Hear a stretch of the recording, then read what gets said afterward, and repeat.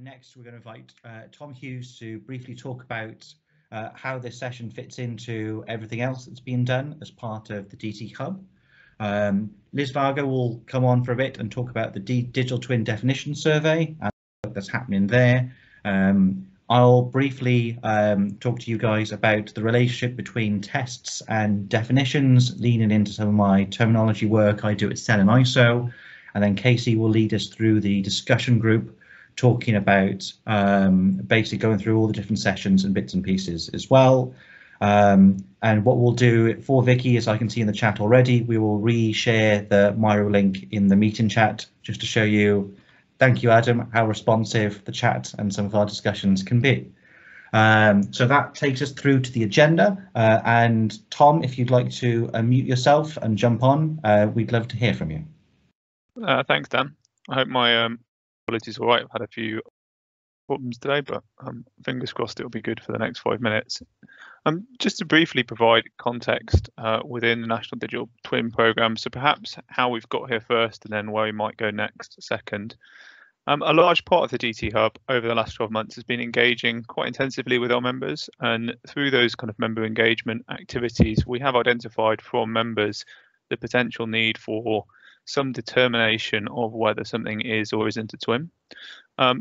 There's different perspectives on this, I would say, and one of the focuses of today's webinar, and equally the broader theme within the Digital Twin Hub of testing digital twin contexts. So Casey's posted some really good thought-provoking conversation starters in there, is whether or not we need a test, and if we can have a test, how does it need to be structured so that it can have value? In terms of where would this go next, obviously it depends on the outcome if we have a test or not, but close to home I can think of examples within the DT Hub. So we spend some of our efforts trying to populate a register of digital twins, and that might help inform how we identify what goes in the register. Equally, Dan's been working recently on a standards roadmap, so looking forward into standards, does the test form part of any future standards description? But equally thinking in the broader context of the programme, maybe we would look at the test in the context of something like the Gemini principles. Does the test inform any future iterations there? Or likewise, does it inform any strategy when it comes to delivery of the commons workstream or the change workstream? If we've got a test for a digital twin, what does that mean for the other work that we do? Dan, I hope that was short enough and to brief, but back over to yourself. No, that's brilliant. Thank you, Tom. And your audio was loud and clear, so thank you for doing that. Perfect. No, great, thank you. So hopefully that helps provide some context to the overall workshop, and thank you very much, Tom, for that. In trying to tie these things together as well, Liz Varga has kindly said that she'd also join and speak briefly about the Digital Twin Definition Survey. Liz, I've got your slides here as well, so if you wouldn't mind unmuting yourself, and if you're welcome to say next slide or otherwise, and I'm happy to move things along for you. Yeah, thanks, Dan. Hello everyone, my name's Liz Varga. Have you got my first slide, Dan? Yeah, thank you very much. So I run the Infrastructure Systems Institute at UCL in the Civil, Environmental and Geomatics department. So this work that we want to do, which is a survey of definitions of digital twins.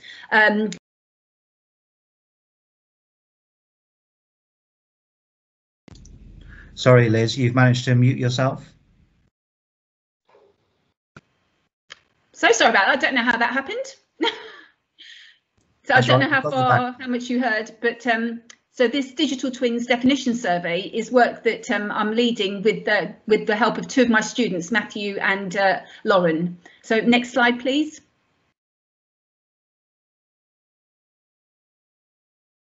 Thank you. So in terms of the scope of the survey, we're particularly interested in infrastructure systems. So anyone that's working in energy, transport, water, waste or telecoms, and actually anything related to cities, we'd like you to respond. The work is part of our other work on self-healing, anticipatory systems, sustainable innovation and resilience. So this is our broad interest. So the digital twin is going to make a big difference in helping those outcomes. So what we want to do, achieve by the survey, is to understand knowledge and experience on digital twins, and it's got to be cross-cutting academia, industry and government to have real value. We know that there's a growing richness from the community that's building up, and so we want to capture that at this point. Also, my involvement in the Digital Twin Hub steering group has sort of reinforced the findings we've got so far, that there are in fact many definitions of digital twins, that it's a very broad concept, but actually it's now becoming a barrier to its development. So next slide, please, Dan.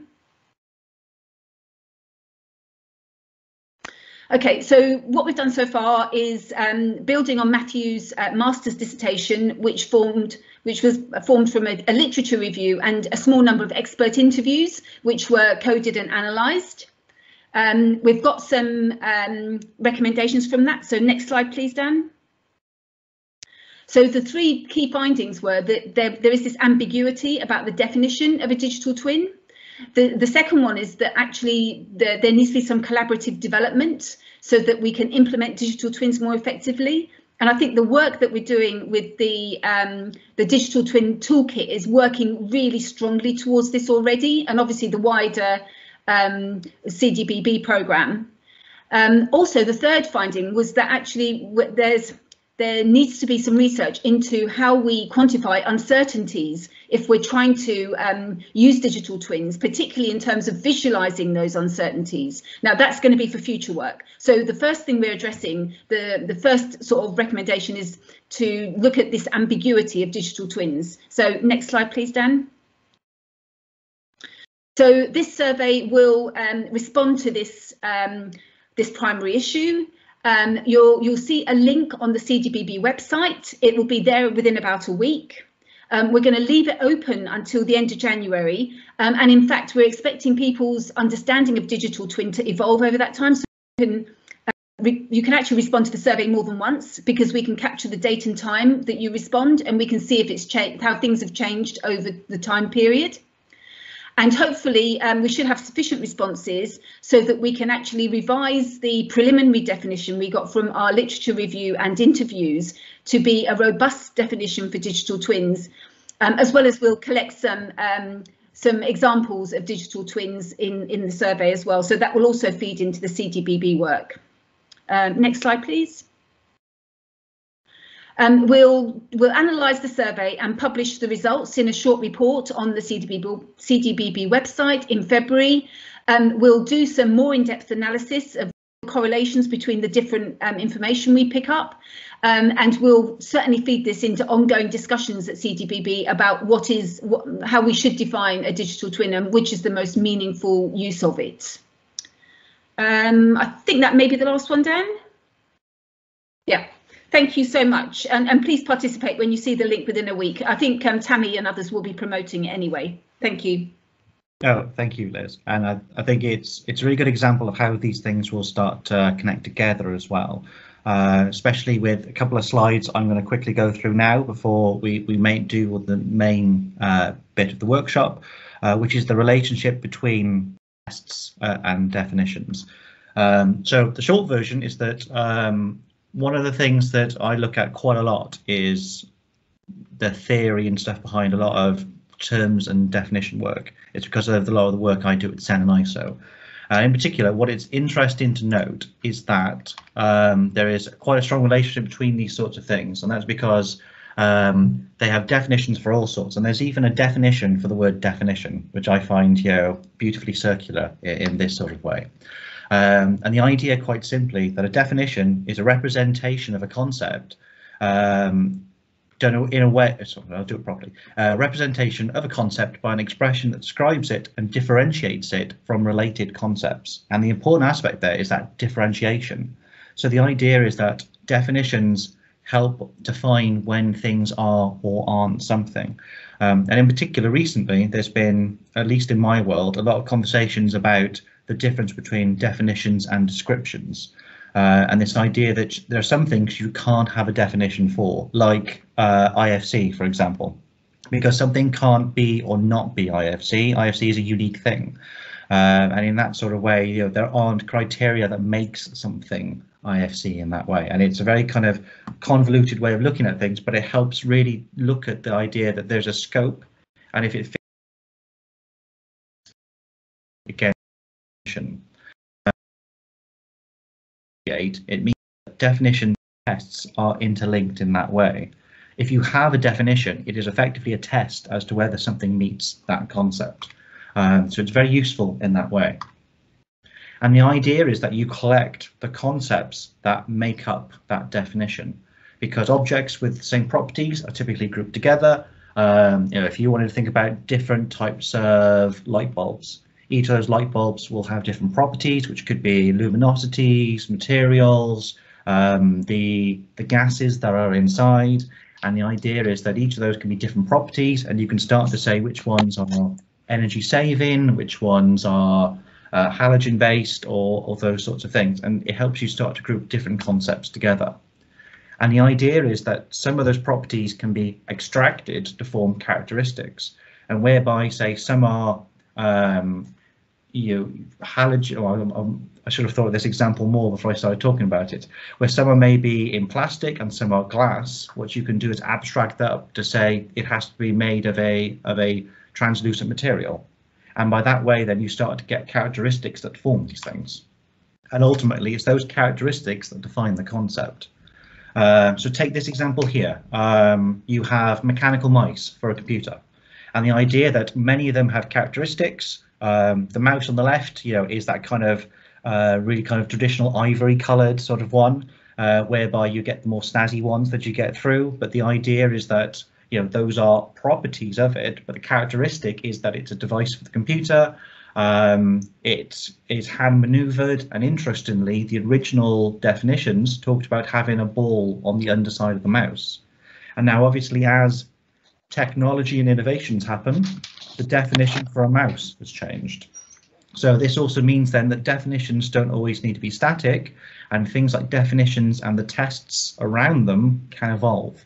And I think it's an important point to note, especially as what Liz was talking about there, is that as our opinions of what makes something a digital twin or not changes, so too can the definition and that relationship between the characteristics that make something up. So it's quite an interesting way to look at things. And the idea is that those characteristics form what's known as the intention of a concept. What are the things that make it that thing? And then anything that fits inside of that is part of its extension. And what we're doing is that we, as part of this workshop, are exploring what are some of the characteristics that form this intention of a digital twin. And once we know that, we can work out what fits inside this extension or not. Liz mentioned that there were a couple of different definitions that people might talk about. I've just found three, mostly because I can only fit three onto this slide. But here are two different sources from ISO, as well as from the Gemini principles. And they're all quite similar. You've got the first one, a compound model composed of a physical asset, an avatar, and an interface. You've got the other one, which is a digital asset on which services can perform to provide a value to an organization. And then the Gemini one, which is about assets, processes, or systems in the built or natural environment. And immediately from these three, you can start to see, well, there are some things that might fit into all three definitions, but some that might only fit into one definition or the other. And what we're talking about and exploring here is actually what maybe are some of the characteristics we can agree that should be part of it, which ones maybe should not, to help try and streamline those ideas. For example, any digital twin of a system will only be applicable to the Gemini principles definition, where the other two focus on assets themselves, whereby the one from the technical specification 18101, only things that are valuable to an organization will become a digital twin. So if it's a digital representation but it doesn't provide value, it's not a twin in that instance. And I think it's exploring some of those characteristics is hopefully what we're going to have a look at today, and try to focus in on a few of those things as part of engaging in this workshop. And the bit that I'm personally excited about is the fact that it might help develop a better definition for what a digital twin is or is not. So in brief, really, the definitions and tests are interconnected. They are basically the same thing. And if you can write a really good test, that test is effectively a definition. And that helps play into the understanding of way we do things. By exploring these characteristics, we will look at both of these concepts, which means we're actually doing twice the work. So it's two workshops for the price of one, effectively. And what this can help us do is to work on a lot of useful terminology that's needed for digital twins and the National Digital Twin Programme.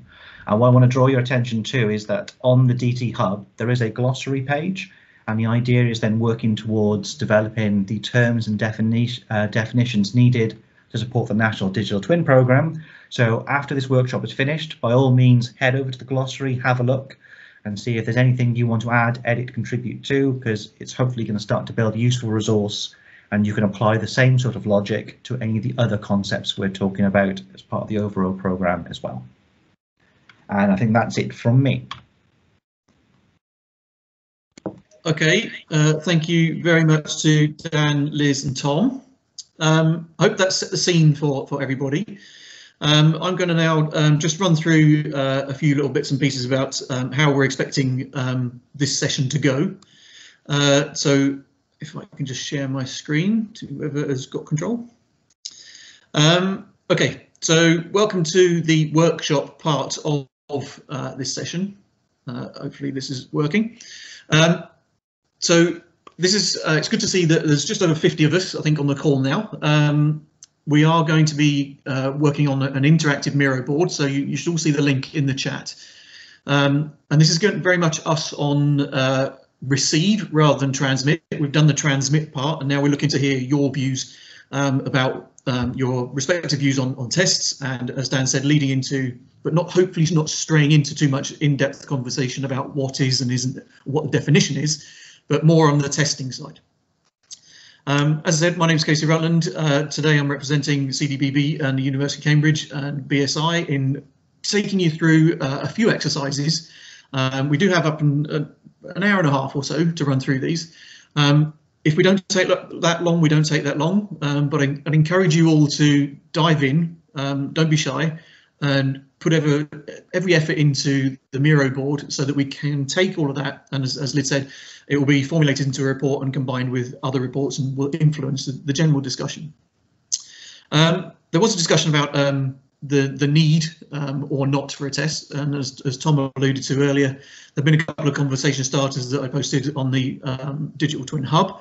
There were lots of different responses there, but it was the need for that conversation to be had was really about industry misinterpretation about what digital twins are, specifically for our industry. And a lot of the definitions that Dan's got there sit true with what we're trying to do, but also there are other definitions of digital twins in other industries, sectors that don't necessarily suit what we're trying to do. So it's very much focused on the built environment and the natural environment. Just up on the screen here, there are, sorry, someone's leaving the call. There's a few things that have been said or reported, or you can find right now just by searching for digital twins.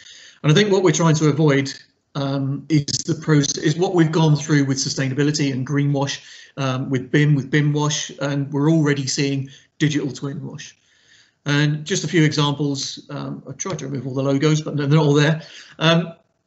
We are seeing lots of things based on definitions from other sectors and other industries coming into our industry, not quite fitting and missing the mark a little bit. And I think my concern is that we will end up with clients saying, yeah, we want a digital twin, going down to one of these routes and saying, we got a digital twin, it didn't do anything for us. And we really do need to avoid that. But we also need to avoid people promising digital twins, but actually doing something that's equivalent to something they're either traditionally doing or currently doing. So I think this discussion is really about how we differentiate that.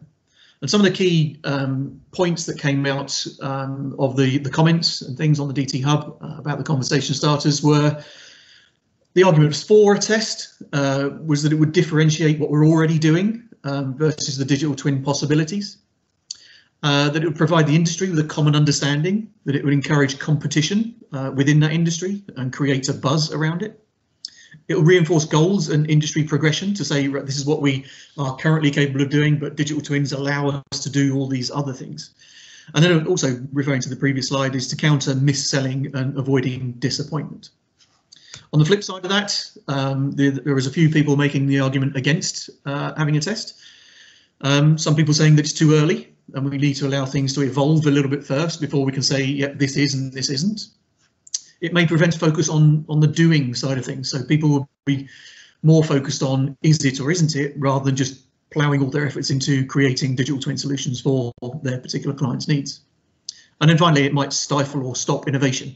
If people see something that they're doing, which might be hugely innovative, but if they run through whatever, if there is a test, if they run through a test and find that what they're doing isn't seen as being a digital twin, it might stop them in their tracks. And we really do need to avoid that. So as we move onto the workshop side of things, I've got 3 conditions within this, and they're very simple ones. They've been referred to already. When we say digital twin, we do mean a digital twin of the built or natural environment, and they are different to product digital twins, for instance. Secondly, the communication needs to be at the level of the layperson. So in terms of anyone making comments on with using sticky notes or anything like that, keep the jargon down to a minimum, but also try to put yourself in the position of the general masses in our industry. The people on this call are probably having an interest in digital twins, they're working with digital twins, but there are lots of people out there who aren't necessarily at that level of understanding about where the industry is in this thinking. And then finally, if it's relevant, because this is CDBB, there is a UK first approach. Obviously, we look at all other country approaches, but we do very much want to take a specific UK-centric approach if it's relevant to what it is we're doing. So you will have seen, hopefully, we mentioned at the start, the Miro board. There should be a link in there.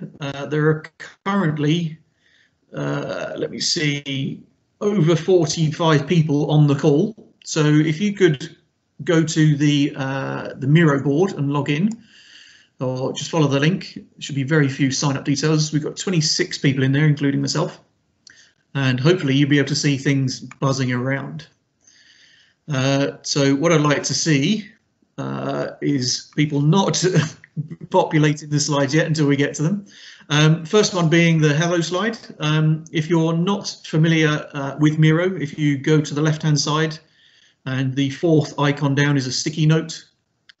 If you hit that note, and thank you, Dan, for your post-it note. If you pop a post-it note in the hello box, you might have to reduce the size of it to make sure everyone's got space, with your name, just to show that you're there and you're able to do this.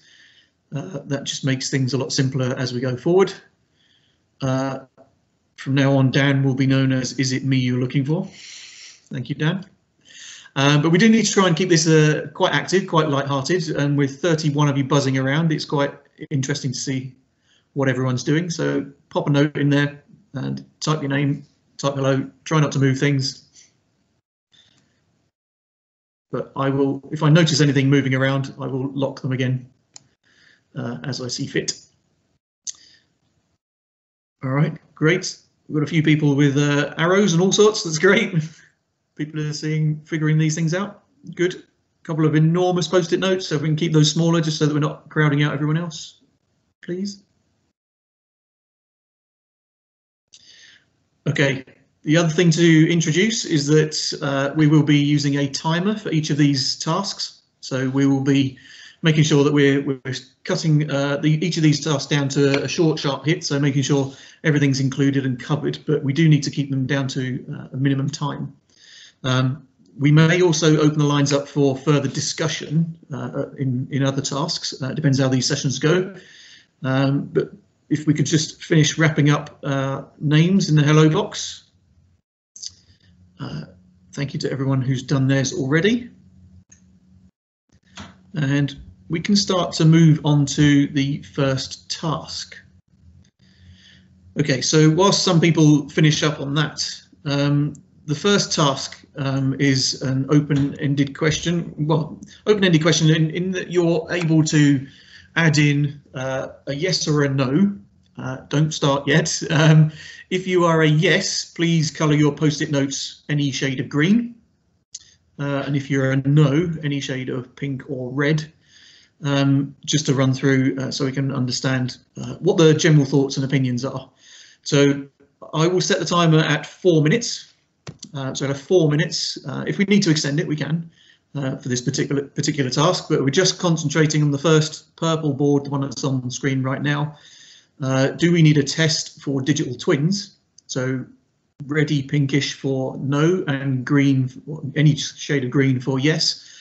And please feel free that if you say yes, write something about what value it might bring. If you find it easier, you can pop a post-it note outside of the board and then drag it in once you've completed it and resized it. Casey, would you prefer undecided to be yes or no, or to keep quiet? Undecided. If you undecided is fine. If you can put that on an orange post-it note, just thinking on the fly, that'd be good. Sounds but good please to me. write undecided, just for clarification. So I'll start the timer now, and we can run through and see what we start to see in terms of overall feeling from the people. 40 of you on the call. Great. It's nice to see all the activity.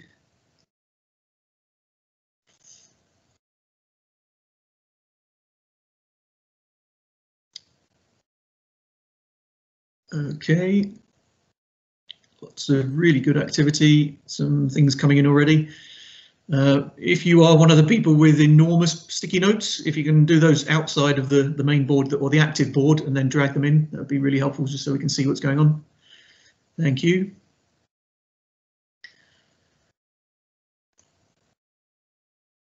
Okay, it looks like we're starting to see some questions populating in here. If you do have questions, can we pop them in the chat on the Microsoft Teams space? This is a yes or no, do we see the value, broad brush question. It might have different relevance depending on who you are and what you do. So in terms of the hypothesis, it's a broad brush question. Okay, let's see we go. Just reading a few out. Big pink one in the middle, no, as a test assumes something needs to be completed. There's a few greens, a couple of oranges. A point on one of the oranges, undecided, would a sufficiently good definition negate the need for a test? Absolutely. Worth considering. Big green one here, yes, there are too many examples of descriptors being applied to business as usual activities. Yep. Interesting. We are not using size as an indicator of importance in these post-it notes, so just make sure that you can resize your post-it notes so that everyone can fit theirs in the same sheet. Okay, we've just got over 1 minute and 20 seconds left. Just another couple of questions or comments. So long as there are retests, one test per use case. Provides opportunity to evidence goals and objectives. Yeah. Yes, because the components of a twin are difficult to integrate and a test would allow clear expectations. Another orange one, undecided, erring towards no.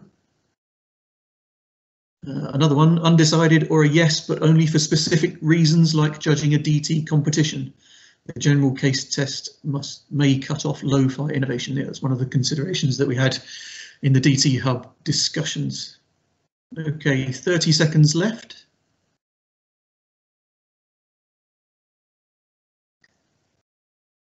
Yeah, large green one on the bottom left. Yes, but does it satisfy my use case is a more important follow-up question. So perhaps that's one of the tests. Does it satisfy the use case? Is that one of the first questions? So these are all contributing towards the bigger picture. Do we need one? Is there sufficient demand? Are we happy with the way digital twins are being explained in various different forums around the industry?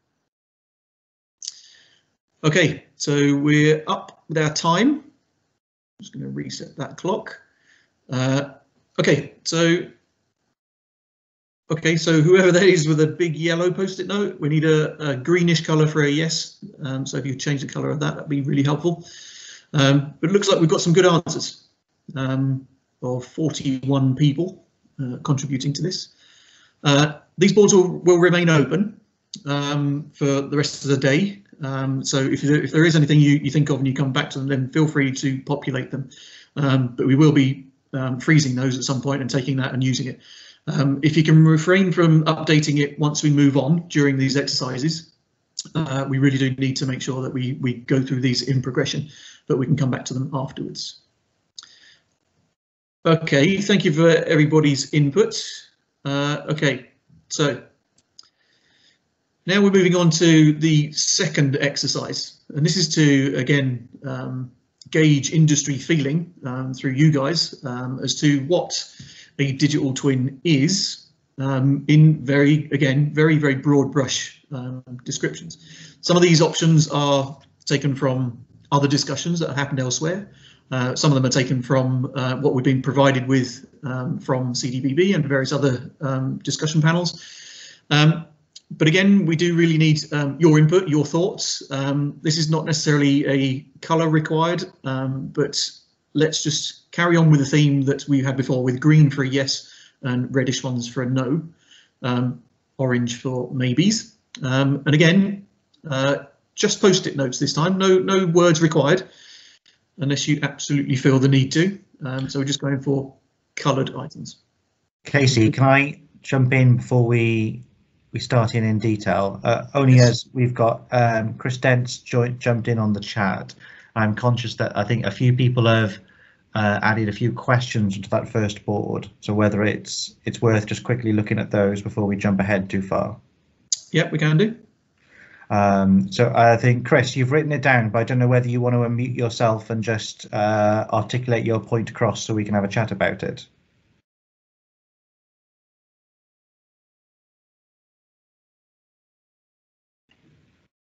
If not, Sorry, I'll I was forgetting that I've got Teams going simultaneously on the laptop and on the phone, so I can see the board as well. Well, the main difficulty is, I think, in having a definition of digital twin, that we need a definition if we're going to have a term. But when it comes to any particular use case, whether or not something is a digital twin might not be very relevant, whatever the definition of a digital twin is. What matters is whether something is a good approach to the question at hand. And I think, so as I say, we do need a definition because we have a term, but I think we need to be very careful about about what the intention behind having a definition is and how it is used, because we don't want to put the cart before the horse. And I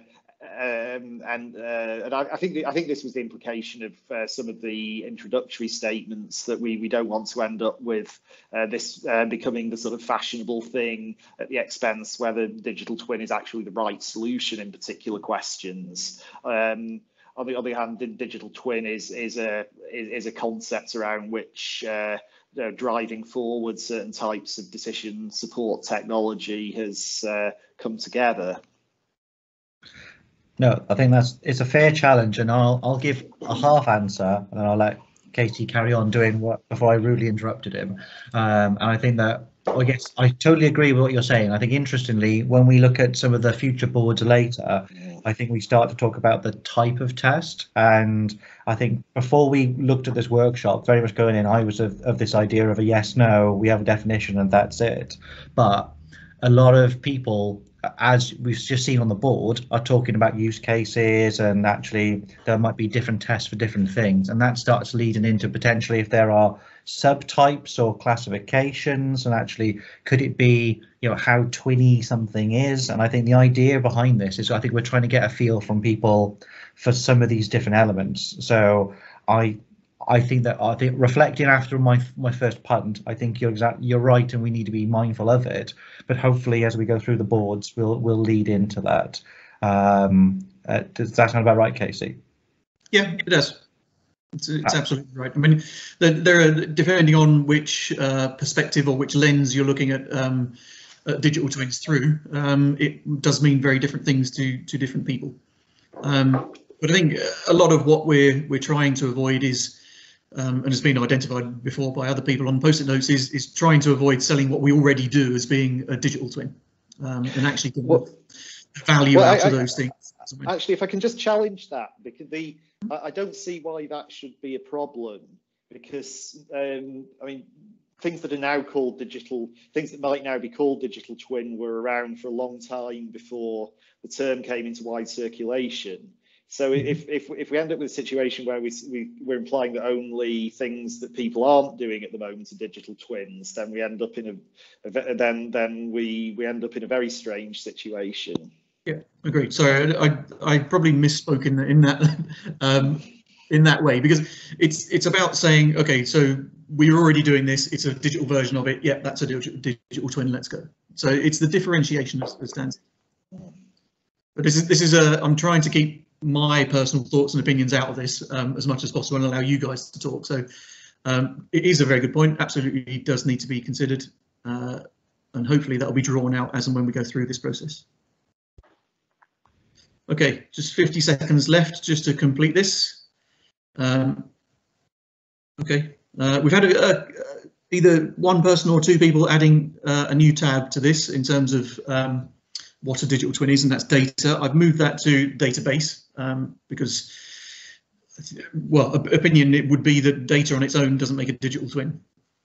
So let's lump that in with the database. It needs to be informative, actionable, and solving a particular challenge. So I think that comment might have come from Tony Fish. Tony, were you happy with that answer, or do you want to jump in and counter that?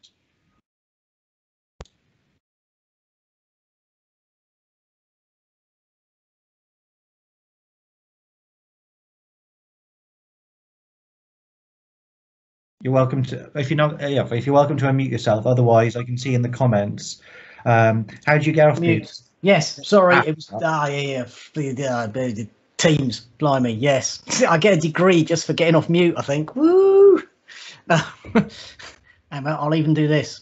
So I'm a real person. There you go. No, a database is a very particular term. It is database. A digital twin is data, because the data is the representation of the data of the digital twin. So each item represented by data, and its data is the journey, not the database. Because data is data, it's a completely unique form. Databases are a structured version of something where data resides. So databases are just a residual of the actual data. Data itself is the thing you're talking about. That's why, completely different things. Okay. That's my humble view. Sorry. No, that's right. We're welcoming these sorts of conversations to bring things in. So thank you for chiming in. Yep, thank you very much. Just another note, whilst we're on this board, can we please avoid skipping ahead to other boards, because we do really need to do these in order to make sure we get the right discussion points going. So if we can avoid doing that, that'd be really helpful. Okay, so thank you very much for your input. Discussion amongst you based on the number of greens seem to be that it's a combination of tool, process and database, looking like controlled or within a strategy of some kind. So that's good. It's nice to see. Yeah, it's vaporware, although the vaporware one is an interesting one. You may have seen on the DT Hub, the discussion, the conversation starter. There was a conversation on Twitter about whether digital twins were vaporware. The conversation started in as a tweet from Canada, so it was mainly US and Canada based, but a lot of them were of the opinion, it was a Twitter poll, that digital twins were actually vaporware. So things that were being talked about by software manufacturers that didn't even exist yet. So still some work to do, still some education to go through, depending on which industry you're talking to around the world. Okay, thank you for your input on that section. We are now moving over to the orange board. This is split up into two sections. The first one being, for you, what makes a digital twin a true digital twin? If you need more than one post-it note grouped together, please feel free to do that. But if you have a bit in the text that says one of three, two of three, three of three, then please feel free to do that. Try not to use massive post-it notes that block out the space for everyone else. Just because we can't see it on screen doesn't mean we can't read it. We can export all of these as text files anyway, so that's absolutely fine. And if we could make our comments and observations based on the Gemini principles. There's a copy of those 9 points as an overview in the bottom left. We can start to have that discussion. So I'm going to allow a little bit longer I'm going to allow us 8 minutes to go through this exercise. I think purely because there's more discussion, more for you to pop down. So I'm going to start that timer now. Then we'll move on to the next part of this exercise. So if you can choose whichever post-it note colour you feel is appropriate to your comment, then it should hopefully end up with a nice colourful board. Colours are not necessarily helping us in this particular exercise, so just make it colourful, make it vibrant, and we'll start to read out some of the things that people are popping down on their post-it notes. Okay, we'll start from the top left. We've got real-time data monitoring, bi-directional pairing, retrieving insights instantaneously, two-way data exchange between physical and digital, real-time data, symbiotic relationship between the physical and digital, integrated data sources, machine-to-machine comms, real-time sensor-based connection. Dan, at any point where you want to chip in and say real-time doesn't exist, that's fine. Real-time doesn't exist. For those of you who study it, there's always latency, but it's we do understand where you're coming from. Combination of model, data and processes. Some good stuff being added. The ability to intervene to improve performance.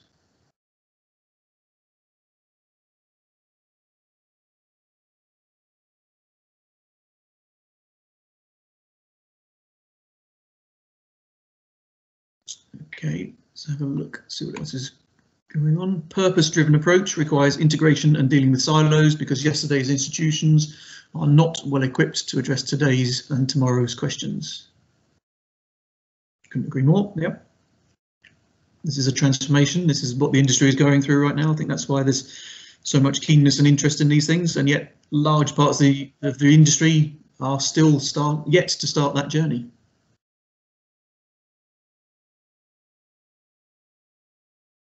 Okay, lots of discussions about or comments about real-time data connections, lots of comments and observations about bidirectionality or connections, two-way data exchanges.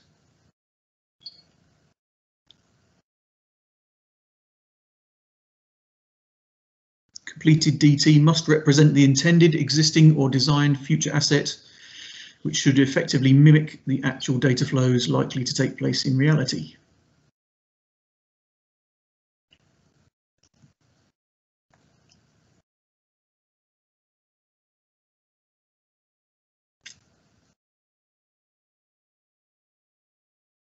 Okay. Real-time sensor-based connection.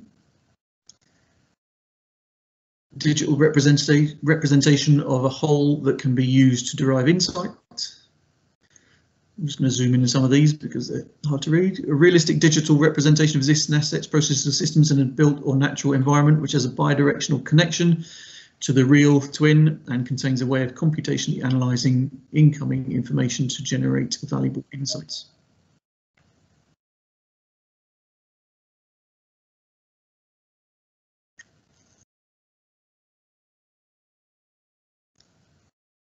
Okay, in the built environment context, the Gemini principles, some to a greater or lesser extent, depending on use case and deployment. Yep.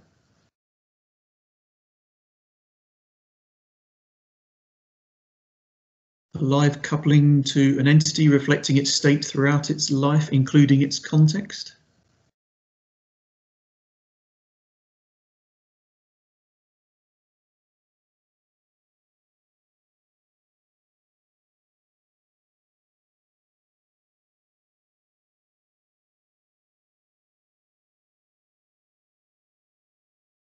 Okay, just a couple more to read out. There's 3 minutes left, still plenty of time. Don't be shy to just put one post-it note. If there's different things that you think should be part of what a digital twin is, then feel free to add as many post-its as you need to.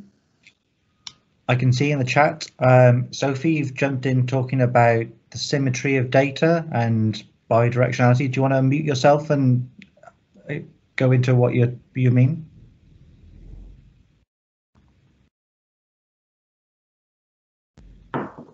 I was responding to the point above about controls as well as data, because if we're talking about a physical entity, then you do need that symmetry of being able to pass back controls where appropriate, as well as to reflect the data about the twins entity, including its context. Yep. No, great, thank you. I think symmetry is actually a pretty elegant word to chuck in there, because I think when I threw my one on, I think the slide I added was bidirectional influence, but I think actually symmetry is a much nicer way of trying to articulate that.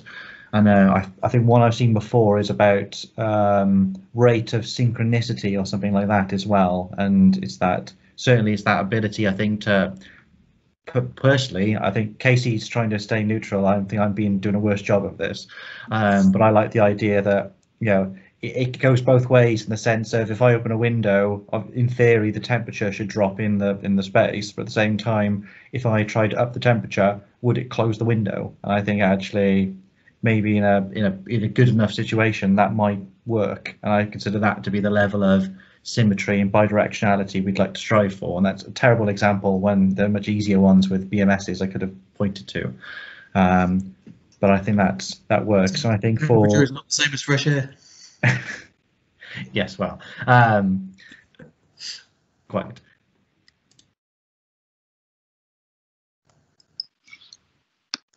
Okay, I'll mention a lot more post-its going on. Keep them going. There's just less than a minute left. Sorry, Dan, I interrupted. That's right. I'll just say people shouldn't panic as well. I'm in the background tidying some of the older boards and resizing and doing a bit of cleaning. So if you see something's moved, don't panic. I'm just trying to keep track of everything.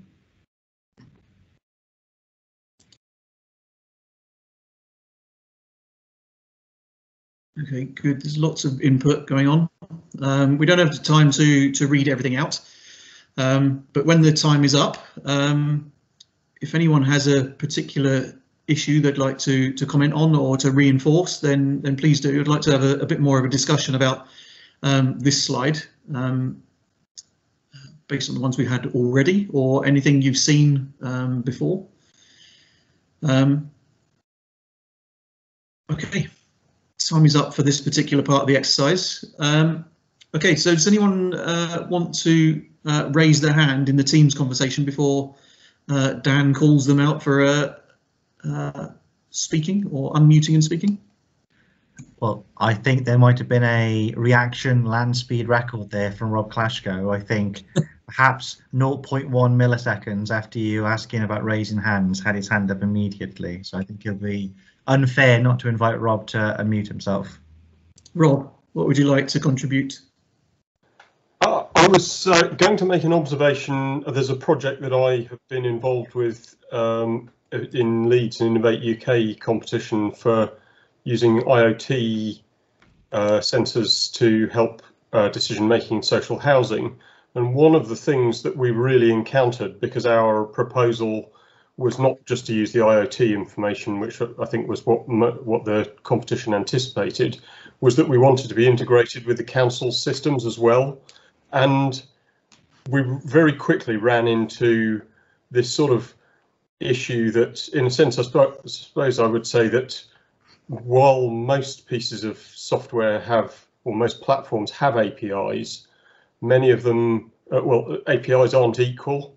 So a lot of APIs are more focused on human to machine communication, i.e. customizing reports, that sort of thing.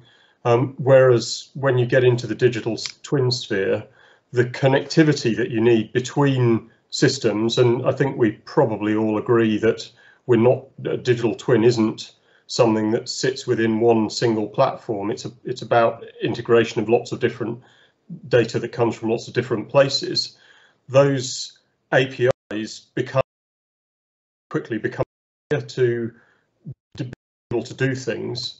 And you fall back to the situation where you're reporting and then importing, and that I would say certainly isn't a digital twin. Anyway, that's what I was was trying to say. I don't know whether that's useful or not. It is very useful. Thank you. I can see Adam's got his hand up as well. Adam Jennison, would you like to jump in? Yeah, just reflecting on what that last gentleman's just said about basically APIs. Over at, I'm Adam Jennison from Hull City Council, and we've found exactly that, and that's one of the reasons we've gone to market to purchase a smart city platform, which we've implemented, and to basically bring all that wealth of siloed data together from ourselves and our partners to create actionable APIs, and so more of a standard interface. And so we were trying to set ourselves up for digital twins, but I've understood that problem, exactly what as just that gentleman said, and so we're trying to solve that problem. So we may be slightly ahead of the curve, and so if we do solve it, please feel free to chat. Absolutely, it's great to see people sharing. I mean, this digital era, I recognise that through the BIM process as well, is that people are willing to share much more than they ever were, and it's the digital transformation that's enabling that, and it's adding benefits to not only your client organisation but other people as well. So thank you on behalf of me and everybody else. Okay, Dan, is there anyone else with their hand up that needs to make a point or recommend something or question something? So there are no more hands up at the moment. I think Bola's put something in the chat, which I'm happy to read out. But if you want to unmute yourself, Bola, I think I've seen you on some of the Gemini calls and stuff as well. So you're more than welcome to unmute and jump in and talk to your point. But I'll articulate it otherwise. Well, thanks, Dan. It was really just a quick statement to almost challenge some of the notes that have intimated that perhaps real time isn't important. But I think in the context of connected digital twins, once we get the definition of a DT right and agreed, it's the real time capability that almost gives it a whole life cycle benefit and continued sharing of data, irrespective of the flow. I think the real time piece is absolutely critical, at least to asset managers that manage those assets, in terms of understanding where the red flags are and the risks are. So I think a digital twin without real time capability, in my view, possibly isn't worth investing in. And that's meant to be provocative. No, I think it's a fair point, but I think what's coming out of a lot of the comments that we're receiving on here is that everything is very use case dependent. And I think that where you have a use case where time is criticality, such as the failure of a vital piece of equipment, then getting a every 10-minute update probably isn't suitable. Whereas if you're tracking the this is where I go into my dangerous realm of making stuff up now as I speak. But if you go into something like you're trying to track the geolocation of a point to understand settlement of an asset, then you don't need millisecond kind of frequencies for those sorts of things. And I think it's what seems to be coming out is that the use case overrides a lot of this. And actually, what will be quite interesting is when we start talking about the measuring and the types of tests, whether there's going to be a big focus towards what the use case is, which is what you test against, as opposed to having a certain frequency benchmark or a level of detail benchmark. And that seems to be coming out from the notes. And I don't want to lead into what I think it is, but I think your challenge is fair, because while I was dismissive of real time at the start in a slightly flippant way, I think it does depend on what you're measuring is how frequent you need to measure it. Agreed. Great points. Totally agree. Yeah. So just building on that and in agreement is this concept of right time data rather than real time data. It may be as close to real time as that particular use case needs it, but it's about being at the right time rather than real time all the time. Okay, thank you for fielding those few questions, Dan, and thank you for everyone's contributions. Another part of this exercise, so basically what we've been through now is what you guys see as being fundamental principles of what we need to make something a true digital twin. Now you may have noticed I put a whacking great big circle on the bottom right hand corner with NTH in there. This is what I like to call nice to haves. So if you could use orange post-it notes within that circle and say, okay, right, we've got the fundamentals of broad descriptions of what we've got on the screen there in what makes a true digital twin. If you could start to populate in that circle, what a nice to have would be, as many as you can think of, but just populate them in that circle. I can see people disappearing off to the right hand side there. It's at the bottom right hand corner of the orange template that we're on at the moment. So if you can all start that with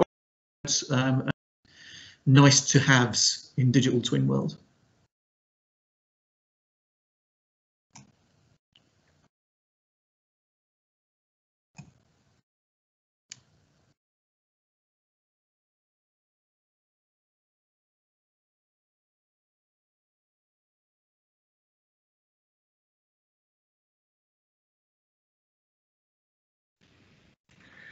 I did throw one in called data visualizations, but someone's put in sexy visuals, which I think is a much better way of describing it. So I'll probably delete my note. Perfect. Yeah, feel free to adjust or tweak or anything as we go through these exercises. That's what it's there for.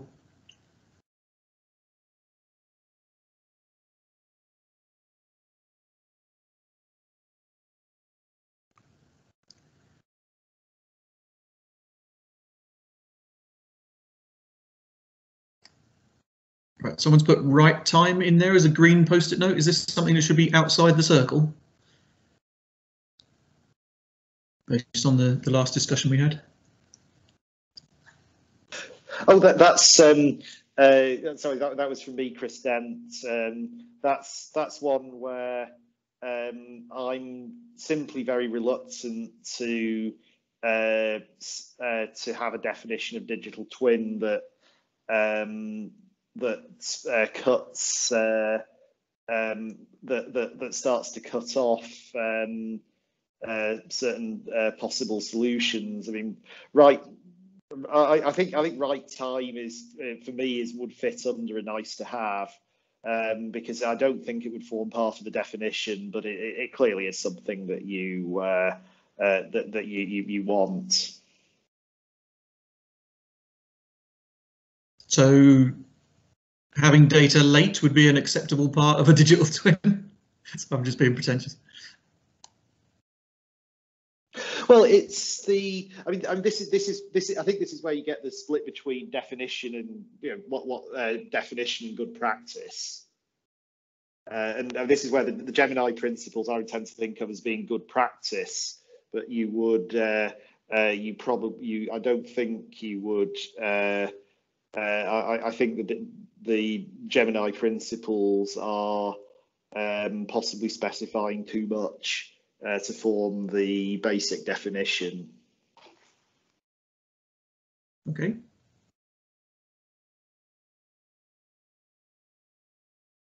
All right, we've still got just over 5 minutes to add your nice to haves, and if we can stick them, just keep them to being orange as well, if we can, please.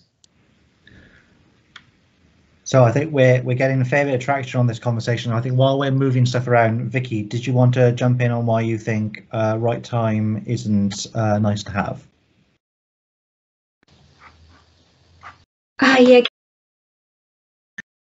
Awesome. Right conversation and the almost not confusion, but the ambiguity between the terminology there, that they're not the same thing. And real time, yes, that is absolutely a nice to have, and it's questionable as to how realistic that is as a requirement. But right time, and Casey, you sort of alluded to it, means that you have it when you need it. And there's no value being added in any way, shape or form if you're getting something too early or too late. And so I think it's not a nice to have, it's an absolute fundamental for a digital twin.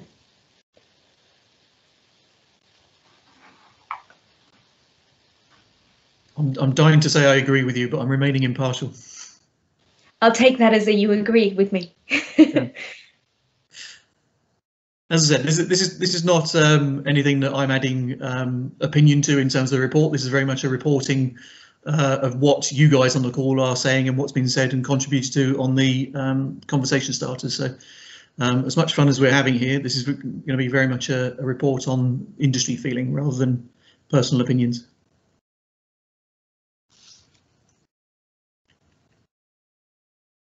Okay, we've still got 3 minutes left. People are starting to slow down and wander and have a look elsewhere. But if we've got some more being added to here, then that's great. If not, there's a couple of blank post-it notes in here. We can delete those if no one's populating them, or we can make them smaller. And same as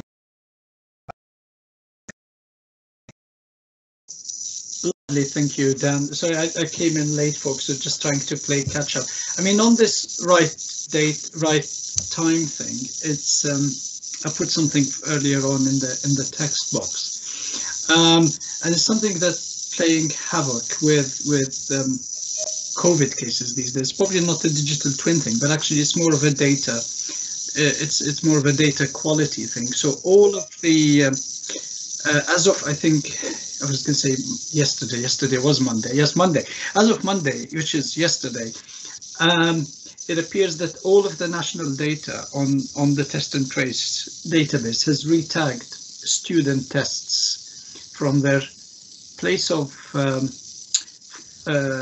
full-time residence, i.e. their home address, to their university term time address.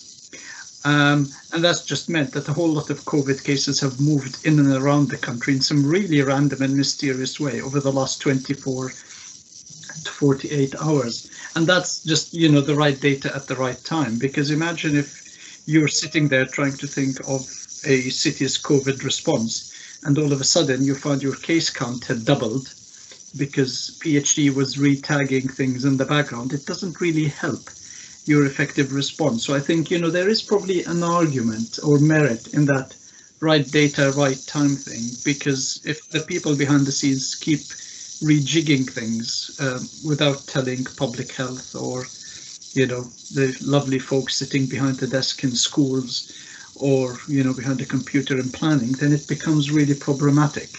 But again, I think, you know, there's a right time. But there's also a right data for that right time. It may not apply generally, but I think there probably is a case to be made. I know, Casey, you were kind of hesitant to kind of jump on board. But I think that probably in some cases there is a case to be made for these things.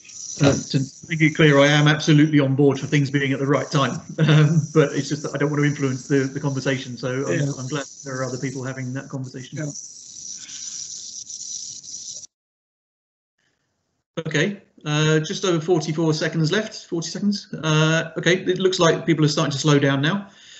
Just going to read a few of these. Real time is in there, as well as right time. Connections with other twins, obviously leading towards the national digital twin idea. Reasonable fidelity, it's a nice one. I'm sure the lawyers would have fun with that.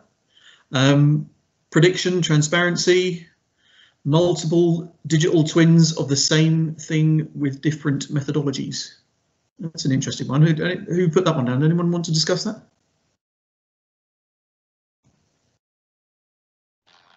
Hi, I put it down. Tim Manofta from CSIC Cambridge. So the idea was, or still is, that I think it's Mike Betty as well from UCL, that twins in physical technologies are better or worse than others to understand what is actually happening in the physical system. Okay, is that in terms of a test to check whether one is better than the other, or that they're both coming up with the same results, or are you testing different things? But to some extent it can be both, but I think it would be very difficult to judge whether, if we only implement one possibility, whether that is in fact the best one we could have done anyway. So having multiple ones is ensuring evolution of the digital, essentially. Yep. Okay. Something that's caught my eye here. Something nice to have would be value that's not measured by pounds. That's an interesting one. I think this is largely driven by finances, by aims and goals, but we are working in an industry that is very much driven on money and by money, profit, and people wanting more of it for less. Well, I'll jump in there, Casey, only as a shameless plug for other industry stuff, is that the Construction Innovation Hub is doing a lot around their value toolkit, which from memory is looking at things like some of the 5 pillars, sustainability and other metric bits and stuff as well. So actually there's a fair bit of work going on around the procurement aspect, which seems to be the main bit, but I think it can go wider in terms of value, not just being pounds and pence. And I think actually the next board we're looking at, it's quite a nice segue into what we're measuring, because in theory, you're only going to measure something that's valuable to you, maybe as an actor, as part of this. But I think just in case people weren't aware, there's lots of good work within the Construction Innovation Hub around the way we think about value. Yeah.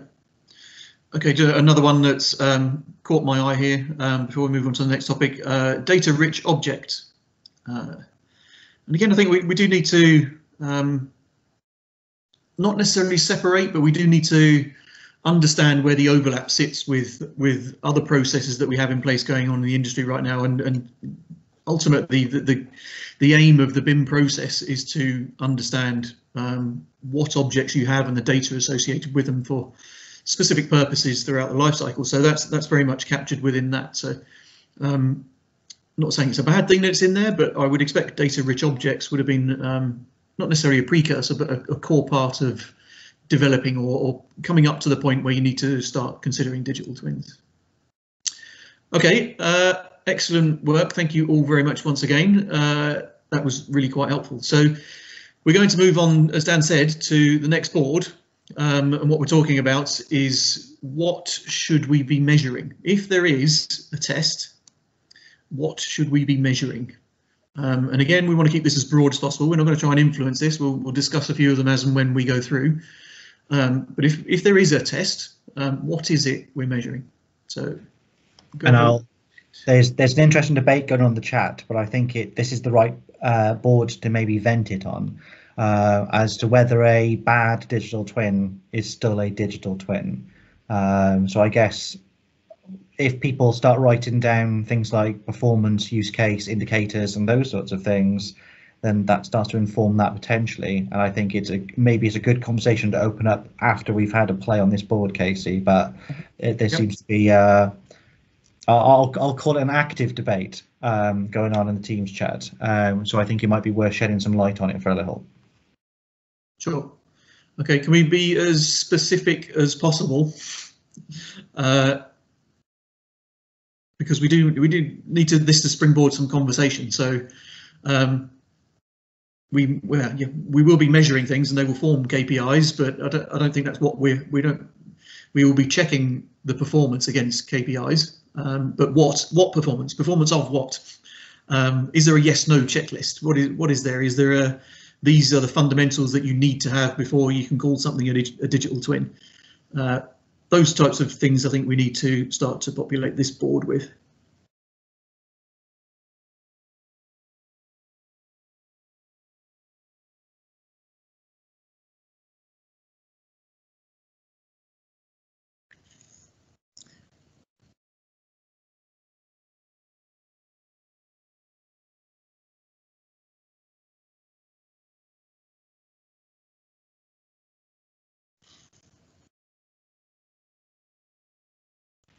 I think while we're populating the board, David, do you want to come in on your tech-heavy perspective that you just put in the Teams chat? You're welcome to unmute yourself. I'm concerned that the whole industry, the technical industry is, and the supplier vendor side is likely to define something if we're not careful.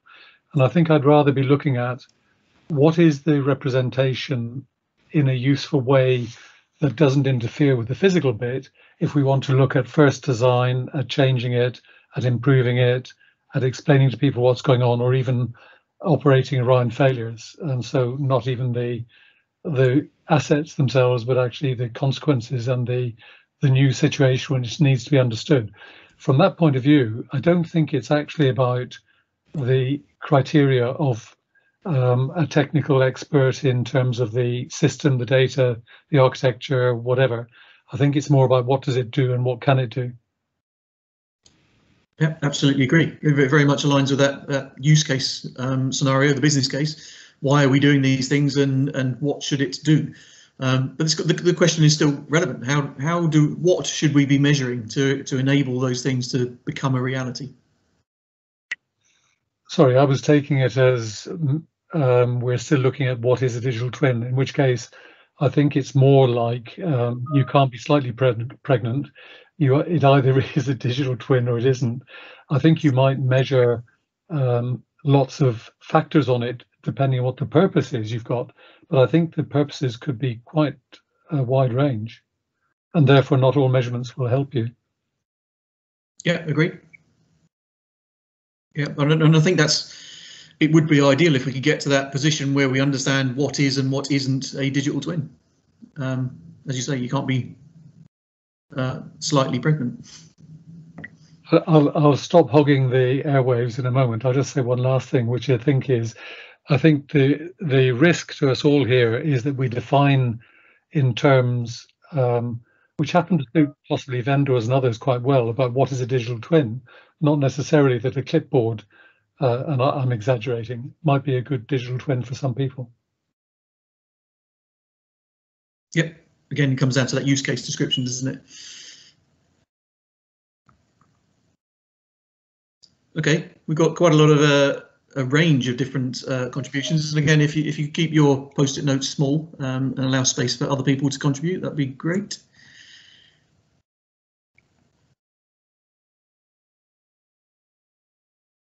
Okay, outcomes of retrofit projects, cost benefit data, classification, alignment, correlations, life extension, ease of decision making.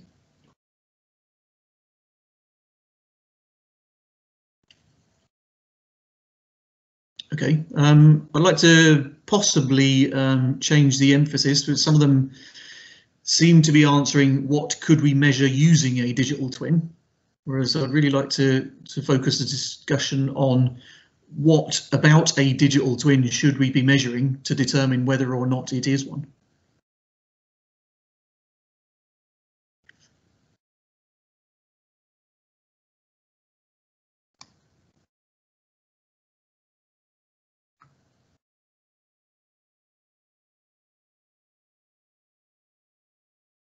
Okay, use case indicators. What about whether there is a physical? There are some groups suggesting that the physical doesn't need to exist for it to be a digital twin.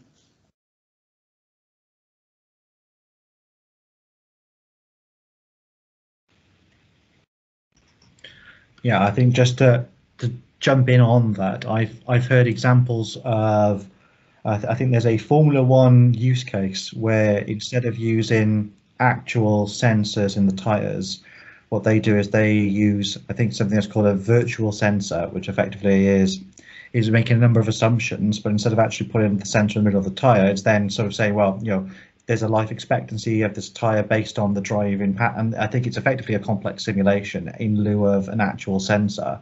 And I guess there is no physical relationship as such, although it's bidirectional because of driver behavior and how hard they hit the brakes and those sorts of things. And actually whether a virtual sensor is as good as an actual sensor in this situation.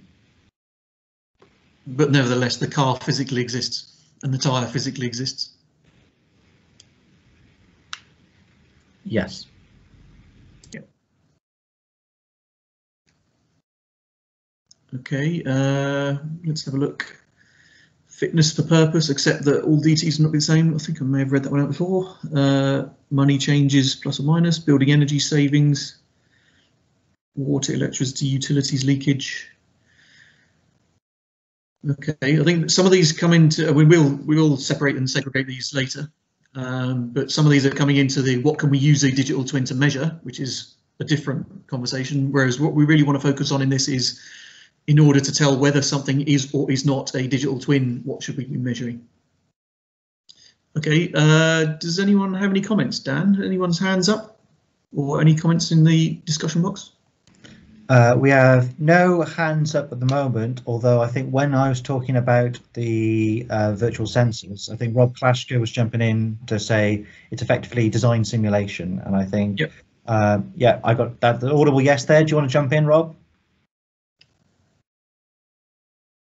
Hello. Yeah, I mean, there's no more to it than that. In that it sounds to me like a digital twin without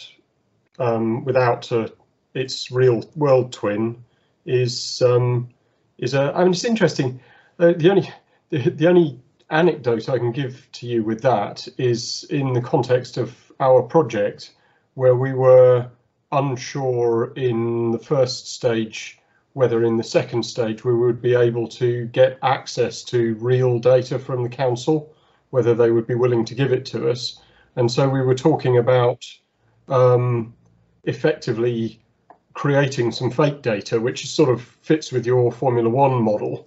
The issue from our perspective was that we were, whilst we had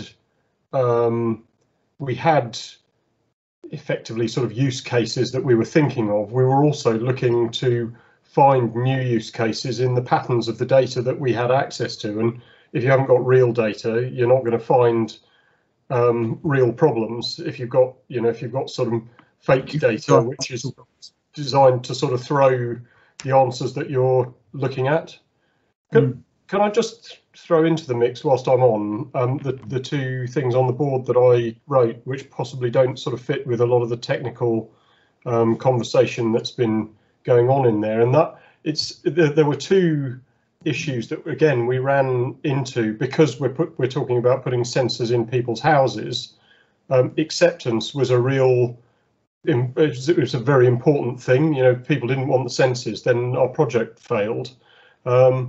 And what was interesting was the project that we were doing was based in Leeds. Very quickly we got, and I don't know Leeds particularly well as a city, but we very quickly got a feel when we were talking to the tenant cohort that they generally felt that the council would choose to act in their interests rather than against their interests.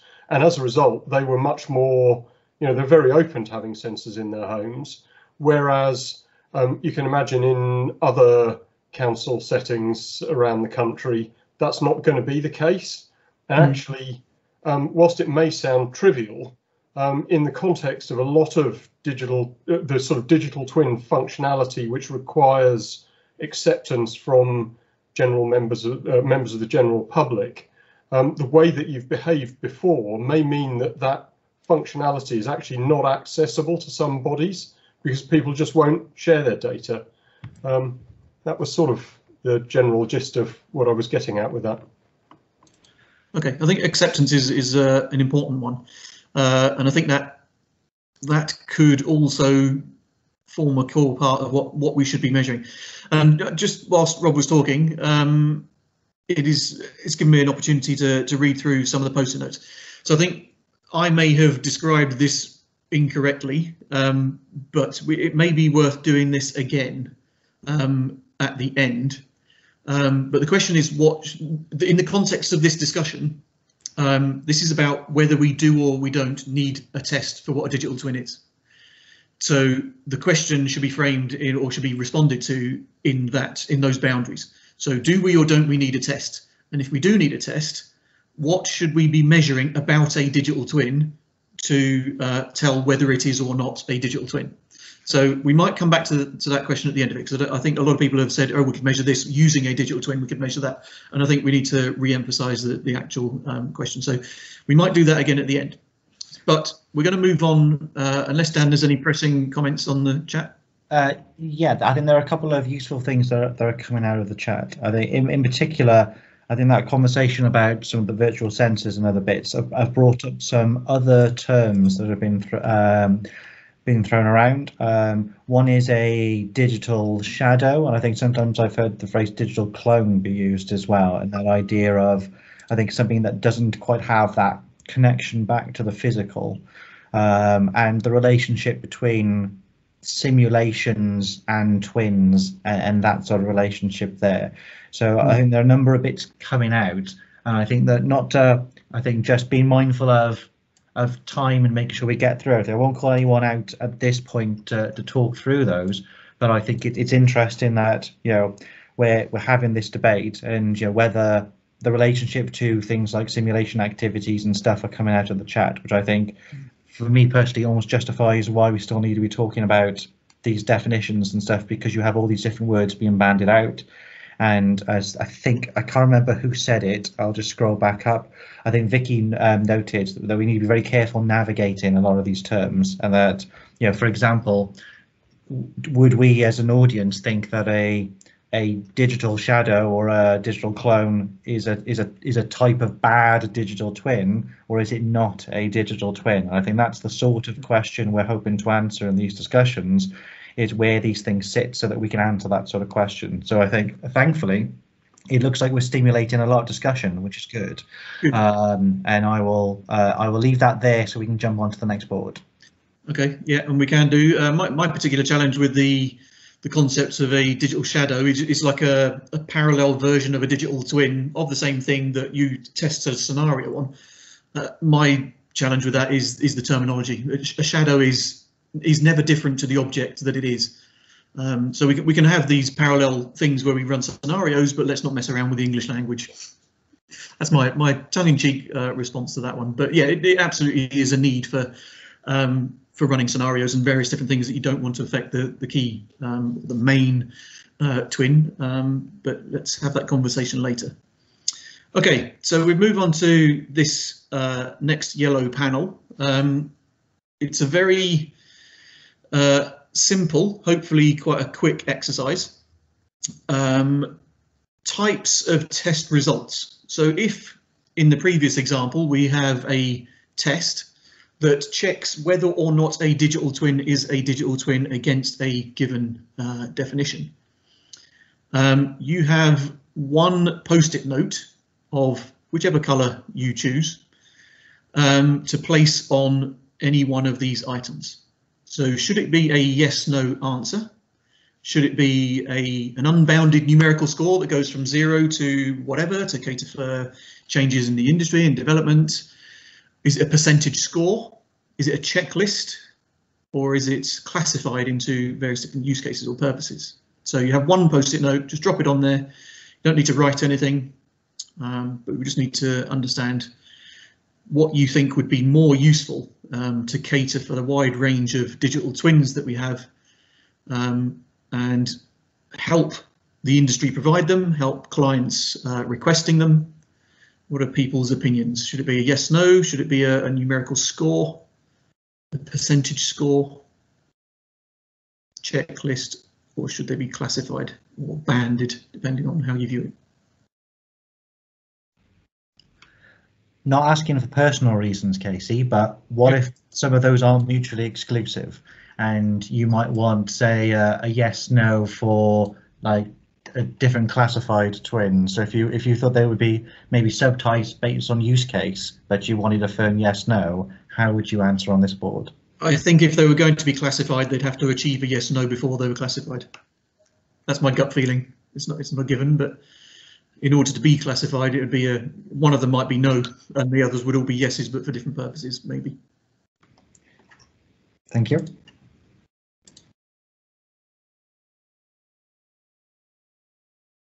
Okay, quite a few people going for checklists. A lot of people going for classified. They see the benefit of grouping for different purposes.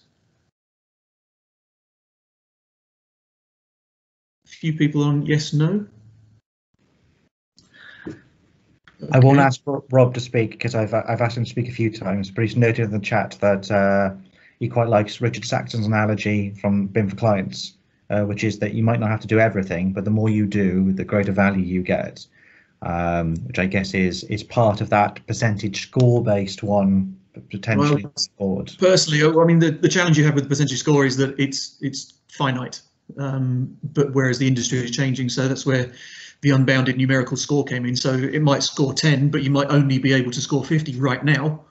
But in 5 years' time, a normal score might be 76, but we don't know. So it allows that extension into further developing technologies.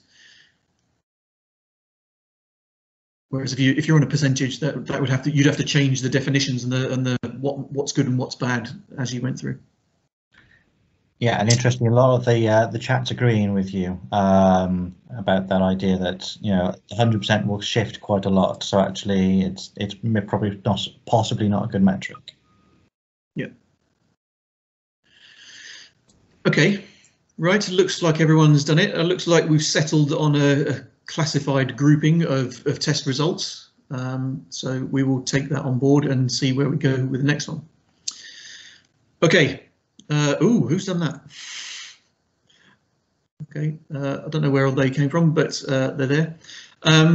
Right, so the grey slide with circles on, if everyone would head up to there. A few examples that we've picked out of various different discussions, forums, articles, adverts in some cases, tweets, various different social media platforms, white papers and everything. Again, you have red or green post-it notes. Keep them small if you can to make sure that people can still read. But for each of these examples, and I admit they might sometimes seem quite plain, childish perhaps, or immature versions, but let's just populate green for yes and red for no, or greenish or reddish. Apologies to anyone that's colourblind, but these things really don't work. If you are colourblind, just yes or no on a post-it note will be fine. But the important thing is, are these on their own, as in not connected to anything else? Are they digital twins? So we'll set this at 5 minutes and just allow people to consider their answers. And we'll start the time now. Again, any questions, any comments, feel free to pop them in the chat, in the Teams chat. And ideally, if you can drop your opinion, your post-it notes, red or green, on every single example that we have. Try not to overlap, so we are going to have to count them or visually appraise them.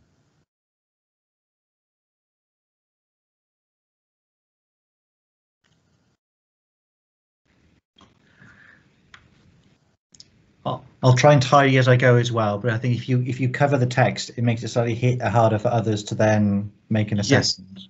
Yeah, please keep your post-it notes to the edges. Outside, on the edge of the circle or just outside of it's fine, but try and make it readable by other people. Thanks, Tom. Doing a great job of tidying up. Thank you, Tom and Dan.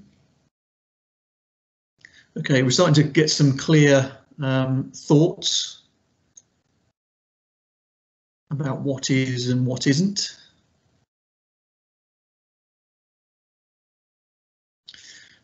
Some of them are quite clear, and some of them are on the border of yes or no. Need to do a bit of tidying up down here.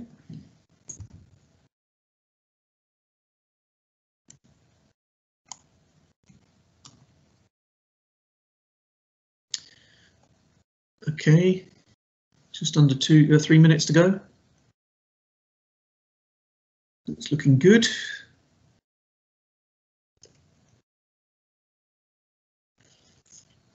Probably also worth noting that these are real examples where people have claimed that these things are digital twins. And I think that this highlights perhaps the challenge that we have and why we do either need we do need a definition, but also perhaps a test to clarify these things. Definitions are great. Do people use them as much as they should do? And also, I won't mention which ones, but I'm happy to report the two I think yes have turned out yes by the majority, and the one I thought no has come out no by the majority. So I'm my trust in the people is rising quickly.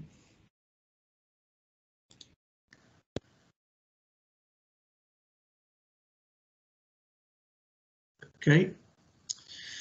Right, just under 2 minutes, just over a minute and a half left. So we'll keep it open and allow you to finish populating your notes. But thank you for those. Okay. We've got a note up here. I think models of things that you can't control are not really useful twins. They are models or simulations. Yep, that's very much part of the decision process. Is it or is it not? And again, taking some of these examples, evacuation simulation of an airport in design stages. And again, it's kind of, is there a physical? If the physical doesn't exist, then as far as I'm concerned, it can't be a digital twin. It's not a twin of anything. So if it doesn't exist, it can't be a twin. But then also it's a simulation, and we can do simulations virtually. They are absolutely powerful in whatever use we're using them, for checking compliance, for planning, for design, for costing, for all of those things, a various different range of simulations that we have, whether it's in design, construction or in use. But we really do need to make sure that if we have clients that are looking to get the value from digital twins that's explained in industry reports, we really can't be telling them that simple things that are practical, pragmatic things that we've done before that aren't reflecting or connecting to reality that are digital twins, because they're not going to get the value that they're looking for. Okay, that's good. To everyone that's tidying up, but it's good. Sorry, just for quick clarification in case others have the same question. Liz has just asked what for the description of what IFC is. So I think just in case others may not be aware on the call, effectively an open data format. So effectively some form of open data format model for a stadium. So the idea that it would be structured and that there's a schema and there's all sorts behind it. For the point of this exercise would make it the IFC based model, as opposed to a rogue pile of data somewhere within a branded piece of software. Yep. So IFC is open data. It's open format, and the key part here, I guess, is that the stadium doesn't exist yet. And interestingly, we've got half and half-ish. Just over more of you think that that's not a digital twin, but there are some people who have the opinion that it is a digital twin.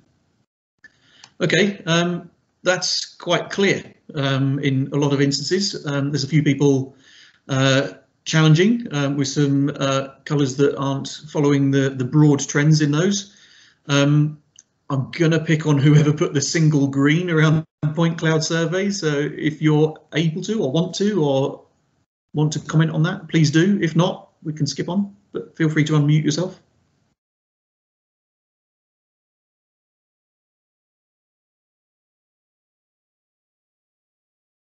No? Okay. Right then. Now we're going to move on to the last part, unless there are any questions, Dan. We've got the last part to do. At the moment, no one's coming with something, but if you want to be quick and put your hand up in the participants, I can pull someone in. I guess the interesting point I'll make as an insight from that board is that there's a 1 yes for both point cloud and 3D mesh models via photogrammetry. So I wonder if it's the same person who said yes for both, or if there are two different people, and if so, I wondered what the distinction was. Although we've had a hand up during my waffling. No, it was me. Hello. Hello. Yeah, would you like to jump in, Richard? Yes, I was just I was just trying to get my head around the not deliberately sort of discounting it. I just think of my own use of it. I mean, I would use it, and I think I know where it's coming from. Is that it's not anything that you could physically categorize, I guess, because I'm thinking like a point cloud survey, where it's obviously a sprayed laser survey of a whole series of points that determines possibly what a structure looks like or the 3D asset looks like, and it hasn't been categorized at that stage. But I didn't want it to significantly discount it as being of not any use, because at a later date it could be used as certainly as a modelling information for developing perhaps the full digital twin. I mean, that's what my thoughts are behind it. I mean, It's kind of bucking the trend, but I was thinking it still has a useful asset as a digital twin to work remotely, to build up what will ultimately become the digital twin. So that was my thoughts behind it. And that was probably similar on the other one about the mesh as well, to take in photogrammetry information and creating the digital twin from that. But I appreciate it can't be categorized, and maybe it's that sort of point that most people consider it's not a twin, but I think it's still got value as an asset. No, absolutely. And I think the key part of this was, are these on their own digital twins? And everything you've said is justifying how they fit into an overall digital twin solution. Yes, they are absolutely forming part of that. And I think that's right. And I think the key part of this is on their own. Is this file, this might be cloud accessible. You might be able to get to it and measure from it and whatever through a browser. But on its own, does it function as a digital twin? And I think that was the key differentiation. And the same with the 3D mesh model. I think it's fair to add as well that this exercise isn't trying to decide what's valuable or not. I think it's just what do you paint with the digital twin brush or not. And I think as a few people have started to throw in the chat, I think it is context dependent as well. I think because if you did a point cloud every 5 minutes on a historical asset that's about to fall over, you could then use the change of values that are coming through as an indication of structural integrity, or whether it's starting to the way that Big Ben slowly lean in and is going to fall over. That might be it starts to become more intelligent as you use it with other bits, which I think was the point of the exercise. Is what if it isn't a digital twin by itself, what would you need to bolt onto it maybe for it to become a digital twin as part of that? Rob, I see you've got your hand up. One of the key things is time. It's something being dynamic, and if it's a static thing that's not doing anything, that's one of the key decisions or key considerations also. I was just going to add that sort of what I'd said. I think part of the problem here is that I guess many of us in this group are fed up with people proposing point clouds or photogrammetry meshes as digital twins, and so our prejudice against them is particular, but they're components of a digital twin. In the same way as I made the point that a load of feeds from sensors is not a digital twin, is it? Or is it? No, I agree. But this is why we ask these things specifically in the way we ask them. So on their own, are they digital twins? And I think this is again, it's part of this clarification that the industry is seeking or industry needs. If they don't know they need it, we think they do, because there's lots of things going on with adverts, selling services. If a client says, I want a digital twin, and they get a point cloud survey, are they going to be impressed or are they going to be disappointed? And that's part of what we're trying to achieve here. OK, so wary of time, we only have 15 minutes left. I thought we might finish early, but we might actually not. OK, so what we're going to go through now, based on all the conversations that we've had, all the exercises we've gone through, is understanding who thinks something is and isn't a digital twin, what makes a digital twin for people. Now what I'd like people to do is think more about different examples that you've been exposed to, or you've read about, or anything like that, in the same short, sharp text that we've got in here. So in a description of what it is they're doing, like, so is it a building management system? Is it a point cloud or whatever? Take those as examples and use them, recreate them, but place them on this scale, which shouldn't have post-its on it, of arbitrary values about digital twinness, term to be decided. Obviously, things on the left-hand side, on the red side, are less digital twins, and things on the green that's your nice to haves. That includes everything, but examples of what you might see would fit there's a shining, to quote a phrase that's often used on social media, it's a digital twin unicorn. So we've got those over on the green side. On the red side, you've got things that aren't. And we've also got the middle section of things that people are saying, yeah, this is exactly what we're doing. We've got a few nice to haves, and pop some examples down, as many as you like, Keep them succinct as you can, just based on your experience. So we will allow 5 minutes for this. Actually, we'll allow 8. Any questions we can handle during this process? Yep, good. All right, we've got some things in there already. CAD model, spreadsheets at that end. And at the unicorn end, the most unicorn thing we have currently on there is a building management system. Yeah, so while people populate, there's been another comment in the chat from Chris Dent. Thank you, Chris, for jumping stuff in. I think actually here's a good point of what clients specify, I think, versus expectation. And I think sort of the idea that the relationship between those two. Chris, do you want to jump in?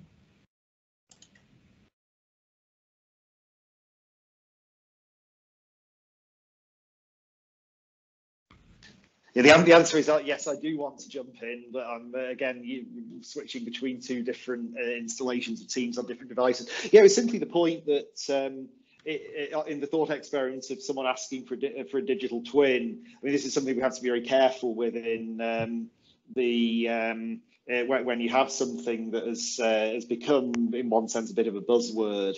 That just because someone asks for a digital twin certainly doesn't mean that the right thing to do is to give them the digital twin. It could be absolutely the wrong thing to do if it's not actually, if it is something that if what they actually need is not something that would be called a digital twin.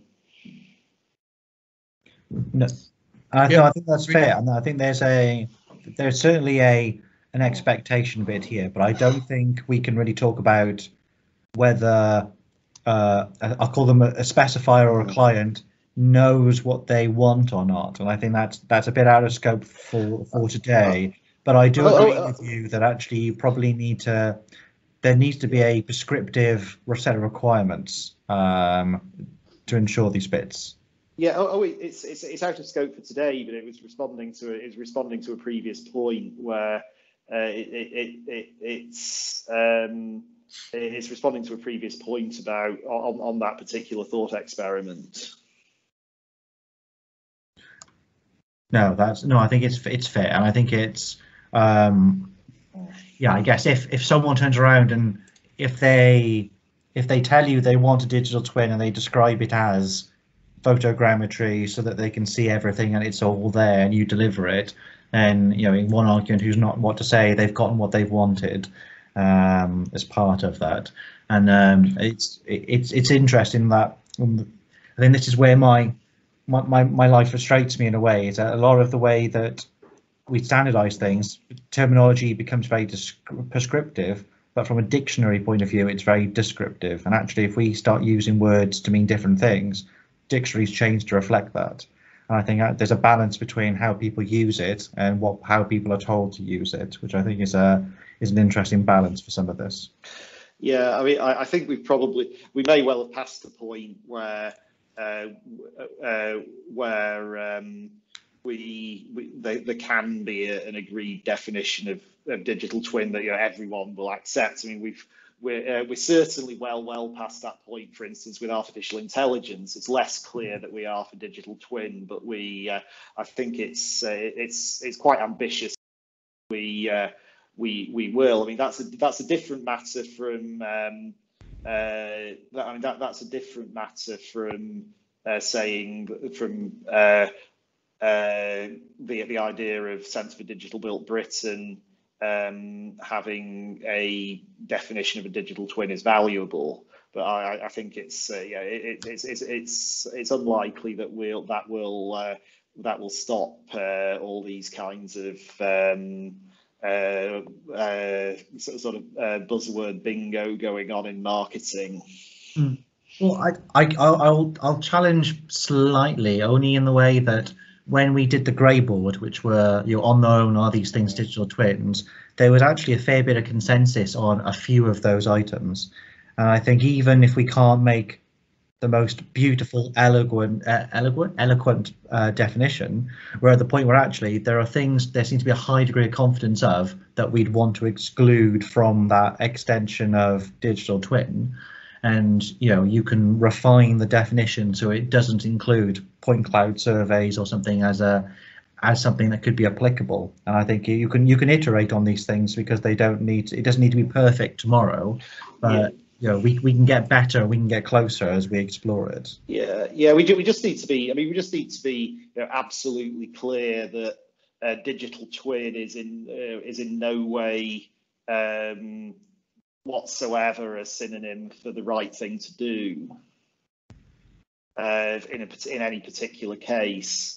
That's something that needs to be checked out, and I mean this is one of the points with any term that gains some kind of sort of new fashionable status. We need to be very careful that just because it's the current exciting term, people don't think essentially for that reason alone that it's what we need. It's what they need. We need to make sure that it's in terms of thinking about what people need, that's done on the substance. No, I think that's fair. Thank you, Chris. Yeah, that's really where I'm coming from. Just because one sees this, we see this all over the place in my kind of game with the term artificial intelligence, or looking at the meta-heuristic algorithms that are based on the wonderful way that nature operates. That these terms have a tendency to sort of pick up an image beyond what the actual substance is, and I think generally of organisations that have been involved in this, I'd actually credit Centre for Digital Built Britain as being about the best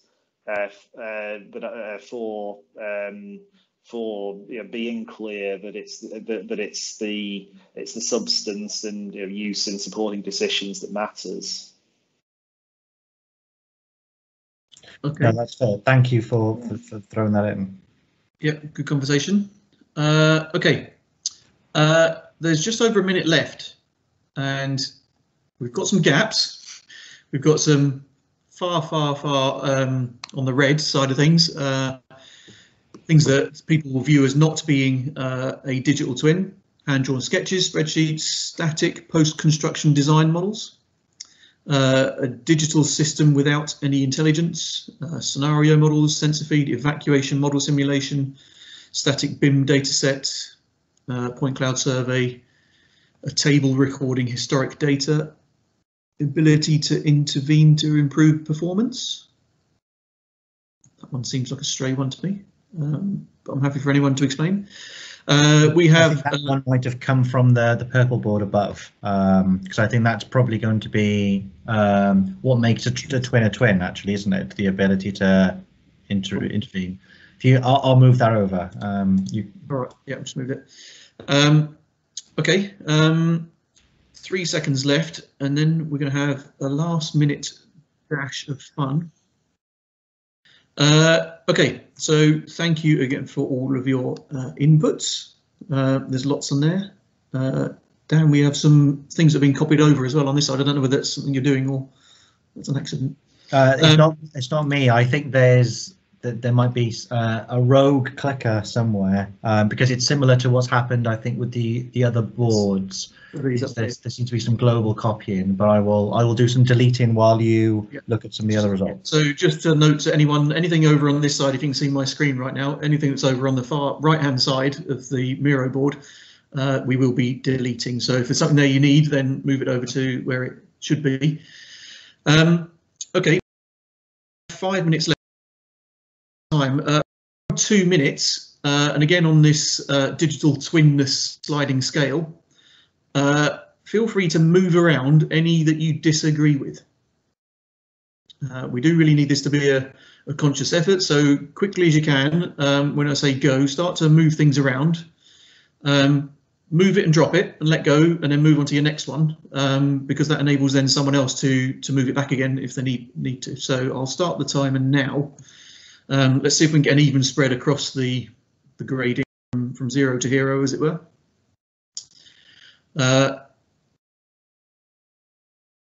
Okay, so yeah, that's good. Yeah, move things around. Don't be shy. People aren't protective over these things, and if they are, I'm guessing they're moving back again.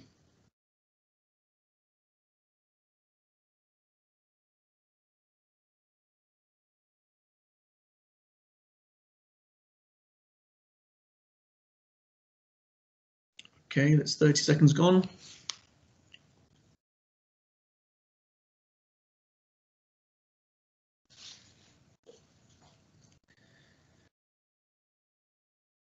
Okay, it's nice to see there are some things moving around. And again, this isn't necessarily saying it is or it isn't. It's just saying actually it feels too far towards the right, or it should be pulled back a bit, or for some reason you disagree with it, and it doesn't have one of the components that you think makes a digital twin. So we can move them around and allow someone else to have their time reading things and move things back again. So we've got just under a minute left.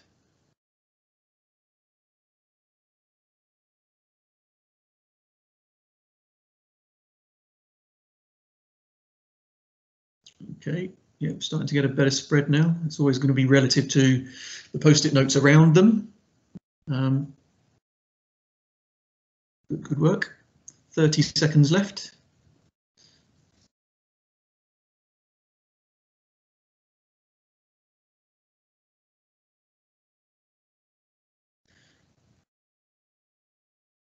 Okay, we've got a post-it note on the bottom here. Smart buildings. Someone drop this one down here. Is this supposed to be somewhere?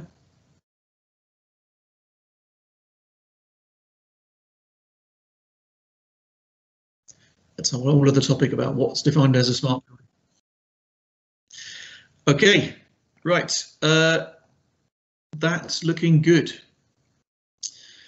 All right, so I think that the remaining task for me is to say, okay, looking at the board that we have here,